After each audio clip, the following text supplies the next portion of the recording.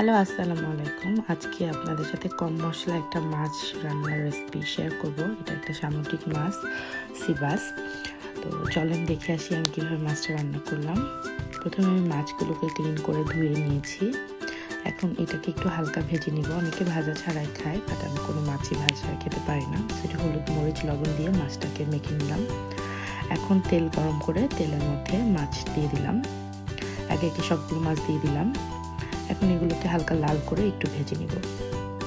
ভাজা হয়ে গেছে। এখন আমি এখানে পেঁয়াজ দিয়ে দিলাম। পেঁয়াজটার মধ্যে লাল হওয়ার পর একটু রসুনের পেস্ট দিয়ে দিলাম, হলুদ মরিচের গুঁড়া, লবণ, একটু জিরার গুঁড়া, একটু ধনিয়ার গুঁড়া দিয়ে এটাকে একটু তেলে কষায় নিয়ে একটু পানি দিয়ে দিলাম মশলাটা কষানোর জন্য। এই তো মশলাটা কষানো হয়ে গেছে। এ পর্যায়ে আমি দিয়ে দিব কেটে রাখা টমেটো আর পানি মাছের ঝোলের জন্য, কারণ যেহেতু রেগুলার খাওয়ার তরকারি একটু মাখা মাখা ঝোল হবে।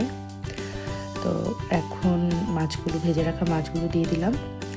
দিয়ে ঢেকে যখন পানিতে বলক চলে আসে তখন কাঁচামরিচ ধনেপাতা দিয়ে নামাই নিব।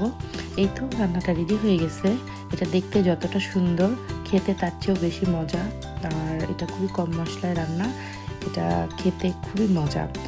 তো রেগুলার খাওয়ার জন্য একটু কম মশলাই ভালো। আপনারা একবার ট্রাই করে দেখতে পারেন। আল্লাহ হাফেজ।